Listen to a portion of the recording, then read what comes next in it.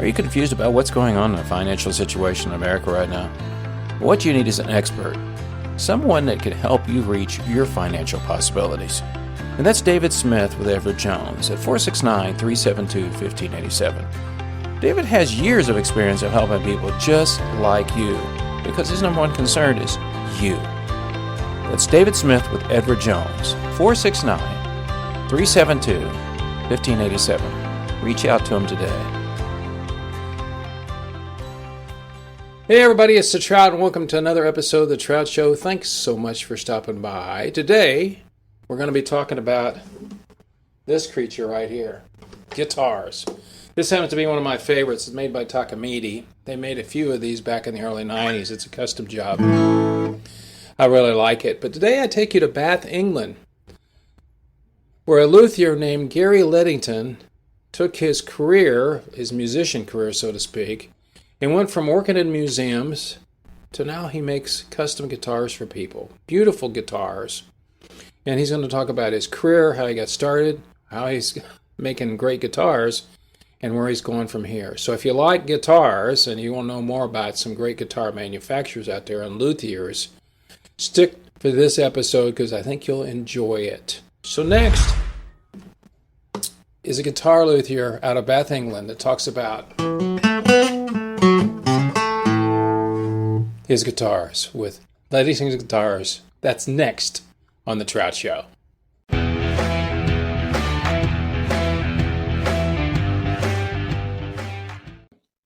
What did you do prior to becoming what you do now? So for years and years, I worked in museums, basically, in a kind of technician role. So I was building the exhibitions and sort of facilitating the construction of the exhibitions and facilitating the artwork for the artists and things like this. I'm originally from Worcestershire. Okay. But 13 years ago, I moved to Belgium, to Antwerp in Belgium. I moved there for a job. I was working for an artist. And after I finished working for her, I got a job as the head technician in a sort of fairly large museum there. And I did that for about 10 years before I moved to another place. Probably about 6 or 7 years ago, along the way, I started building guitars kind of part-time. But all the time I was working in museums, as a technician. So did you play yourself? I mean, I assume you did. I play myself. I play bluegrass actually. Okay. Yeah. And so what kind of guitar did you have when you were playing before you made your own? Well, the first acoustic guitar that I got I think it was a Mexican Stratocaster when I was about 16. Yeah. And I was kind of playing sort of Jimi Hendrix, bit of Rage Against the Machine, just sort of very casual kind of electric guitar player. Right. And then what happened was I went to university. I went to university in Manchester, and I couldn't take all my gear with me because my room there was my dorm was really small. So I opted to take my mom's acoustic, which was an Echo Ranger. I don't know if you know those guitars. They're an Italian make, and they are probably the heaviest acoustic guitar you will ever pick up. They're built like a brick shithouse, as we say in the UK. And, it did me well for a while. So I was playing that for a bit. But around that time, I wasn't really into bluegrass. I was kind of into more singer-songwriter type stuff. Mm-hmm. And I got into this fella called Josh Ritter, who is a wonderful musician. And via him, I discovered Townes Van Zandt and Steve Earle and what's the other guy? Clark. I can't remember. Anyway, one of them has a tune in it where they mention Doc Watson. It's part of the that he mentions Doc Watson. So I was like, I've got to figure out who this Doc Watson fella is. So I went on a quest and I absolutely fell in love with Doc Watson. And then I think I must have heard somewhere along the way, because of all the sort of research I was doing around that music, about this thing called bluegrass. And then I found a duet CD of Doc Watson and Bill Monroe. Ah, And that kind of got me hooked more and more. And then I heard about Ralph Stanley and Earl Scruggs and Flatten Scruggs and all those guys. And I yeah. got completely hooked into bluegrass. And then what happened was, because of all that, I discovered Tony Rice, and that was the end of it for me. Tony Rice is he's my hero. I just adore him. And because of that, I got really, really serious about playing guitar. Yeah. And this was before I started building guitars too. Yeah. Did you perform, or did you just do it for your own fun? I just did it for myself for the longest time. I mean, I had a few friends that I would jam with from time to time, but, you know, mostly it was just sort of playing in my bedroom on my own, really. I kind of got serious into bluegrass around the age of sort of 26 or so, which was about the time that I moved to Belgium. Mm-hmm. And around that time, I started just telling everybody about this thing I discovered called bluegrass. And nobody had heard of it, of course. And not over there. They would know what it is. Yeah, they wouldn't know. Yeah. No. So eventually somebody said to me, I know this other guy that keeps talking about bluegrass music. You guys should meet up. So we met up, and it turned out he played banjo. And so we perfect. Put a band together. And that was my first band. Yeah. It was crazy because he lived like 10 minutes from my door. You know, I'd moved halfway across Europe for me. And I was talking about this sort of obscure music that nobody over there liked. And it turned out there was this other guy also into this obscure music that nobody else really liked, playing banjo just 10 minutes from my door. Pretty fortuitous. That was nice. Nah, it was meant to happen. Yeah, it's meant to happen. Definitely. So then you did that for a while, and I'm sure you still play. But what was the and I read the great article about you in the local magazine. That was a great article, by the way. What was the thing that drove you to say, I think I need to build guitars all the time? You know what it was I think there was something seeded in me from when I was a kid, because so in my school, I did, I was studying like design or what you might call DT, woodworking, something like that. Mm. And there was a guy in my class who built a guitar. He built an electric guitar. And I just thought that was so cool. And I kind of always wanted to do it since then. It had always been something that had been in the back of my mind.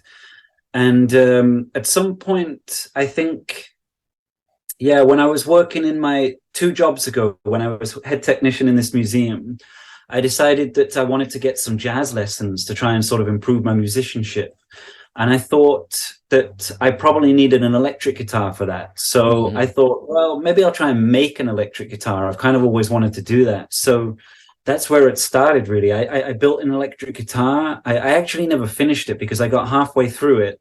And I thought, well, I think I can build an acoustic now. So then I just started building an acoustic. And then I got really hooked on, I mean, that's my thing anyway. I really like playing acoustic. So I built one acoustic, and then I had to build another to have another go. And one thing led to another. And yeah, it was really this deep-seated thing from when I was a kid, I think. And taking jazz lessons and needing an electric guitar sort of became an excuse to start building.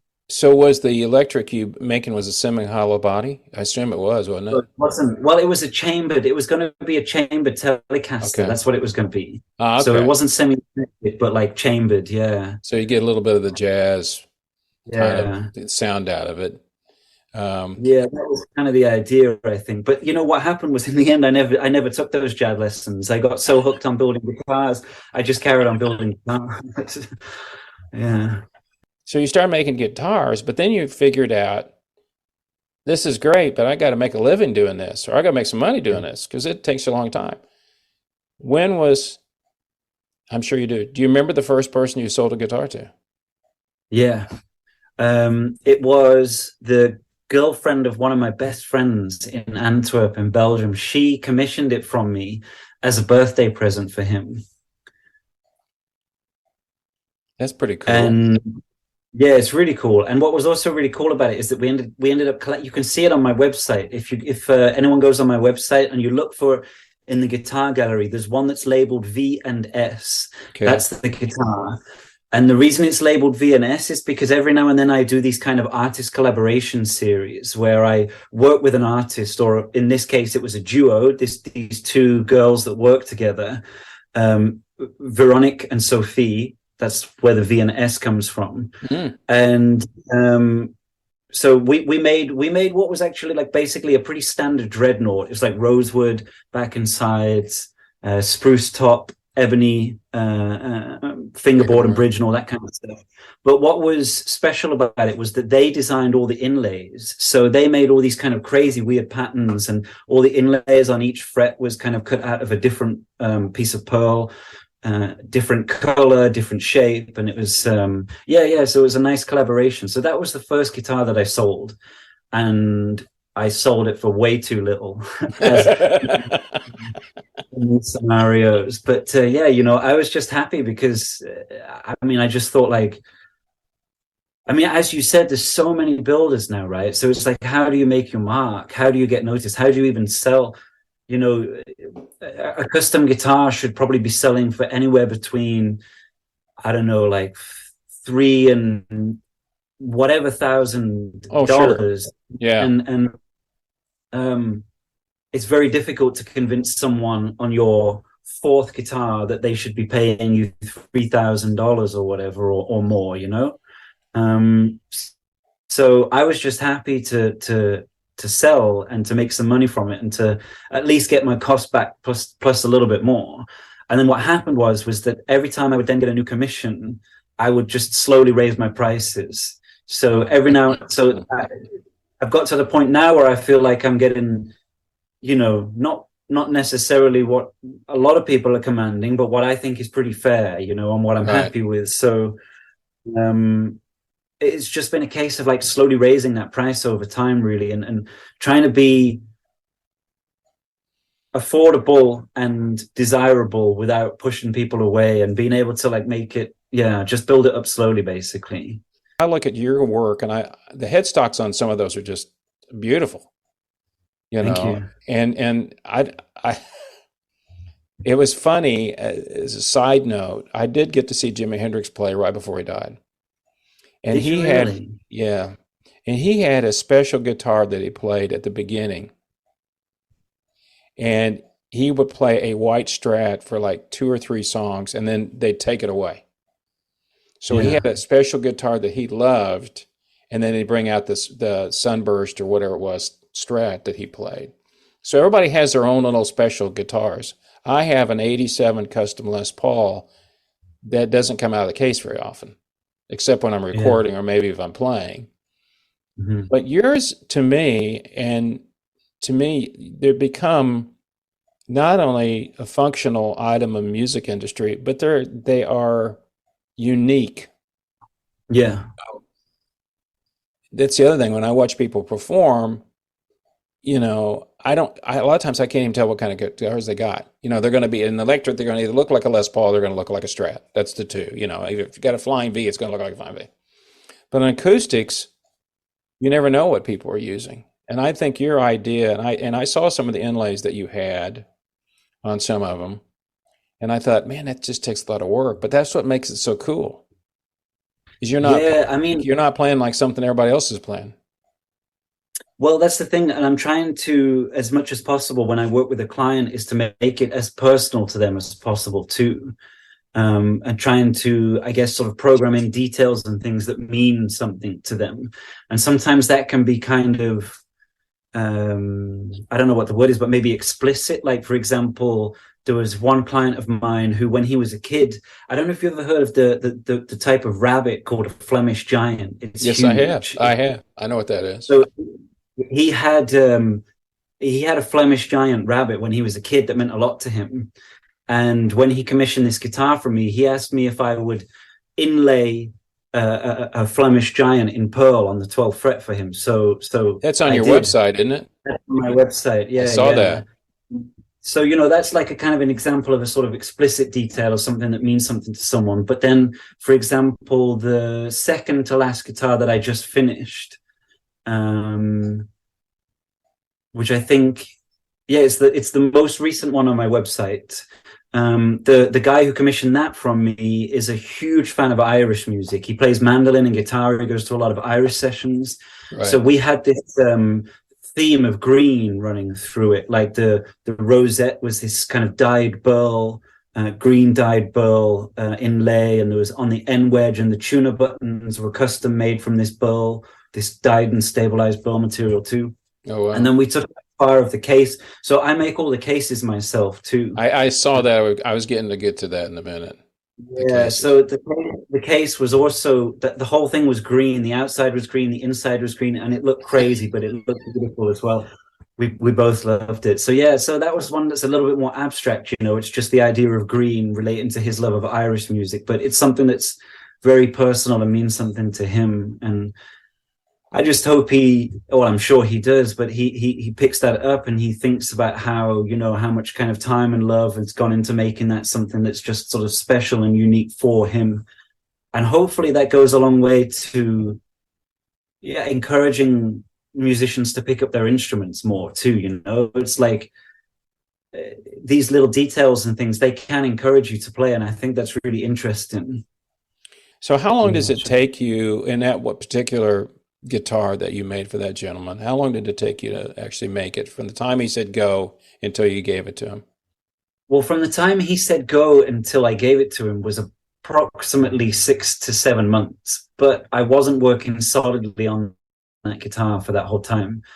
I was doing other stuff. I was working on a couple of other instruments. At that time as well, I just moved back to the UK, so I'd spent a good few months of that time sort of building my workshop and getting set back up here again. So it's always a little bit difficult to give an exact amount of time that it takes to build a guitar, but it's something like, if I could work on it full time and do absolutely nothing else, no life came in the way, no problems happened, like nothing. It was a perfect smooth sailing guitar build.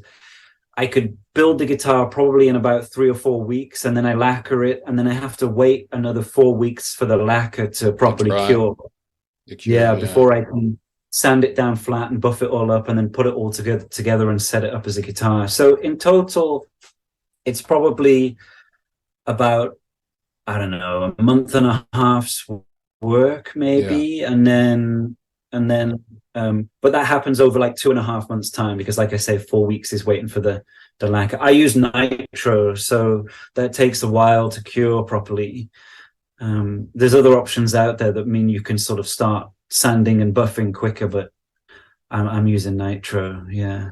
Well, what started, because I mean, you made these custom guitars, and then you said, oh, I want to make a custom case to go with it. I mean, I mean, I get woodworking, but now you have those beautiful cases that will go with it, which is kind of interesting, because to me, if you're going to spend that much money for a guitar, it's going to last you a lifetime or longer for people. It's not going away. If you take care of a guitar, I mean, that acoustic over there is 50 years old.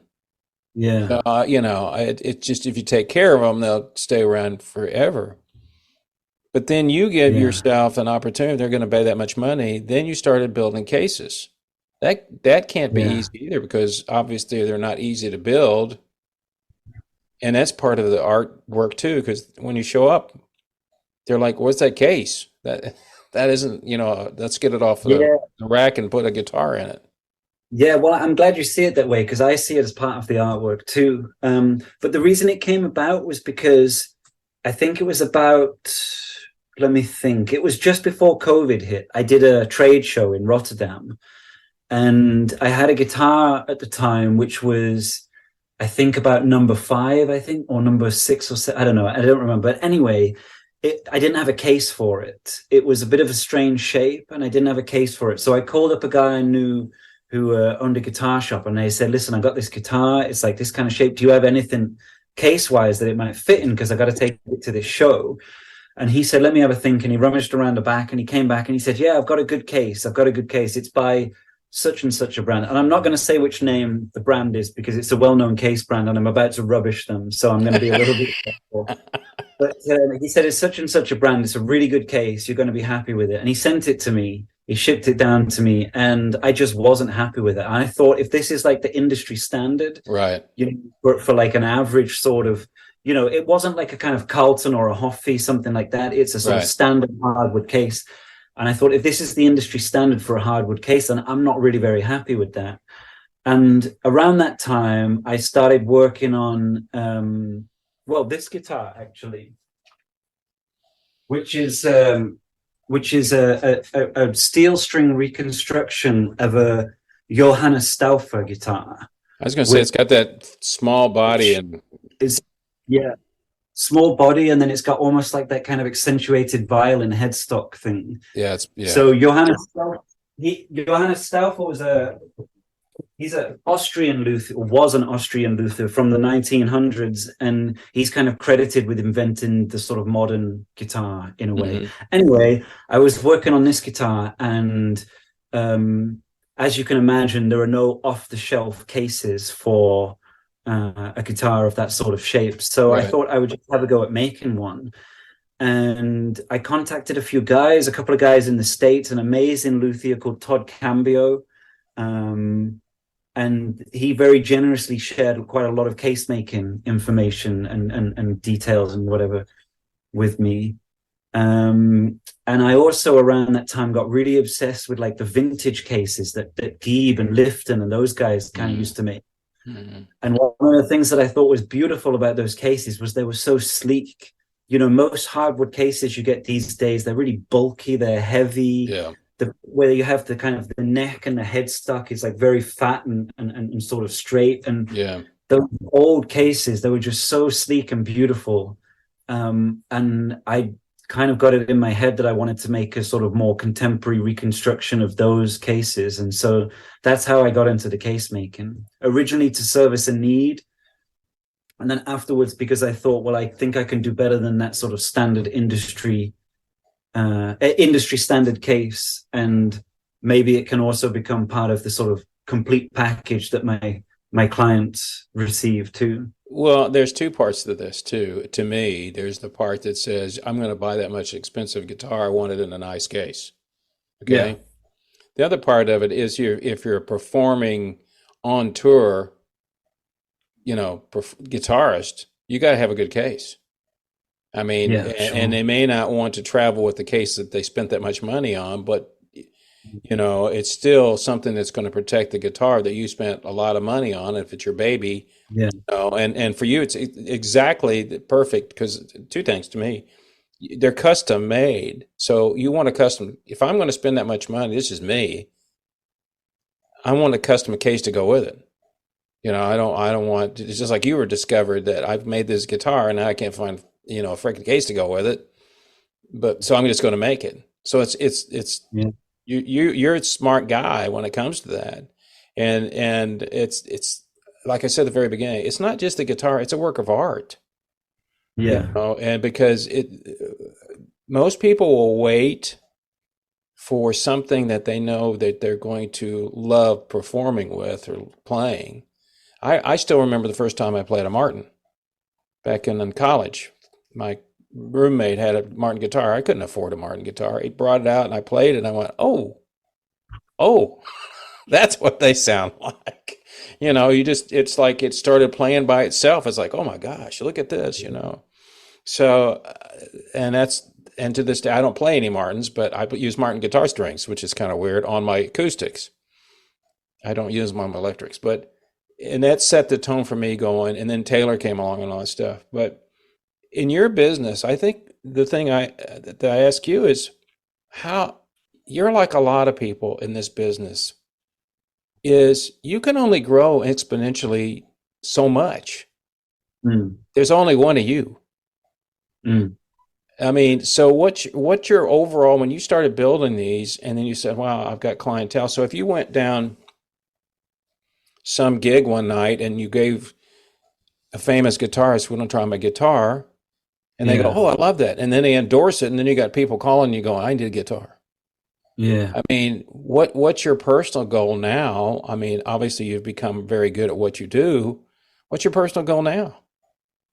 Well, I mean, I think I'll probably echo what I said in that article that you read from the local magazine, which is that I just want to keep building and make a living from it. Yeah. I'm not trying to become some sort of giant brand you know, with several employees and a big sort of factory shop. It's, for me, it's working at the moment that like I do. I mean, I do my social media and I go to trade shows and things like this. And luckily enough, up to this point, the build list keeps growing, and I keep getting new clients who come along, who I meet or find me from various different, be able to keep building. So I don't know. I mean, I find that a bit of a difficult question to answer, because I don't know if I have a just keep building and keep Well, selling. you did answer it. And that's what you want to do. You're never going to yeah. be. You're not going to be a giant guitar manufacturer. It's not what you want, and that would dilute what you do. You know. Yeah, definitely. Did Stradivarius have a assistant? Maybe, but we don't know who that was, because nobody wants a Stradivarius assistant's guitar. I mean, violin. They want a Stradivarius. So it's kind of like you, and that's what adds the unique to it, but also why it's worth more. You know, and to me, so if I have to order it, because that adds a certain amount of mystique to it. Yeah. If I order it and know, oh man, it's going to be another year before I get it, it's okay, because I know it's one of a kind, because it was made especially for me. Yeah. And as I said earlier, you're not going for the 20-year-old, I mean, a 15-year-old guy that's learning how to play guitar and says, hey, I want to play acoustic guitar flat top. No, they can buy one of those off the rack. Go to the music store and buy one. Yeah. And so I would imagine most of the people that I'm guessing, must be fairly good at what they do, or they wouldn't spend that much money on your products. Yeah, I mean, most of my clients, not entirely, but most of my clients aren't necessarily like working musicians. They generally tend to be serious at-home players, right, who are looking for something a bit more special to add to their collection, you know? Yeah. I'm building one right now for a working musician, and that's actually fairly unusual for me. I think it's mostly sort of, like I say, serious at-home players who have a bunch of instruments already, and they're just looking for that something a little bit different than a sort of standard workhorse guitar. Yeah. Is it hard for you to get wood for your no, it's not really very difficult. No, there's a bunch of good suppliers both in the UK and in continental Europe. The only thing is that the recent changes, as in the last sort of 3 or 4 years or whatever, has been in the CITES. Like, CITES is the organization that sort of protects endangered species, and they have a lot of influence over global legislation. So they've changed rules recently to protect certain species, and some of the rosewoods, for example, have come under the new protections. So they're more highly regulated, which adds cost. That regulations add money. That's cost, what it is. Because So if I, for example, if I want to order. If I want to get a bunch of rosewood in, like Indian rosewood, for example, from a supplier in the UK, absolutely no problem. They'll send it like tomorrow. But if, say, I want to order some Indian rosewood from outside of the UK, in Europe or in the States or whatever, it needs to have a CITES passport to prove that it was I guess not sustainably, but no, I kind of got you. Yeah. And so that adds costs, because you have to put you have to get that passport to get that wood over the border. But as far as I understand it, they changed the rule quite recently, so that now once the instrument is built, it no longer needs the documents. You have to have the documents to bring the wood into the country, but once it's built, it no longer needs the documents. So that's a bit of an improvement, but improvement. It's an improvement in terms of making it easy for us guys, but for the forests that are getting cut down, I totally understand that we've got to look after these things and be sustainable. Where's the ebony come from? Different places. One of the main places is a place called Gabon, and is that in Africa? Is it Africa? Where is that located? Okay. I think it is. ebony isn't protected, but it's monitored now. So it's on the kind of watch list of CITES, and people are saying that there's a very good chance that that's also going to sort of pass into what they call Appendix 2, which is where all the rosewoods are. I knew rosewood came from India originally. I didn't know where ebony ended. I figured I had no idea where it comes from because rosewood was there's different ebonies. So there's Indian ebony, there's Gaboon ebony. I think Gaboon is Africa. I'm not entirely sure. Yeah, I'm not sure either. There's a whole bunch. I mean, it just depends where it grows, really, because the trees don't really care about borders. They'll grow anywhere. Thanks so much for this. It's been really fun. Thanks for your time. Too, All right. See you. Take care. All right. See you. Bye. Well, thanks so much for listening to this episode of The Trout Show. Hope you enjoyed it. Very kind and special thanks to Gary Leddington for taking time out of his schedule in Bath, England to talk to me about his guitars. For more information about his guitars, you can find it on the website at leddingtonguitars.com, leddington.com. Also, a very special thanks to our continued supporter, David Smith with Edward Jones. Thanks, David. And finally, a very big shout out to all of you that continue to watch my YouTube videos or listen to my podcast. It's very much appreciated. For more information about both of those, you can always find them at my website at thetroutshow.com. So until next time, people, you know what I always say. It's only rock and roll, but I love it. See ya.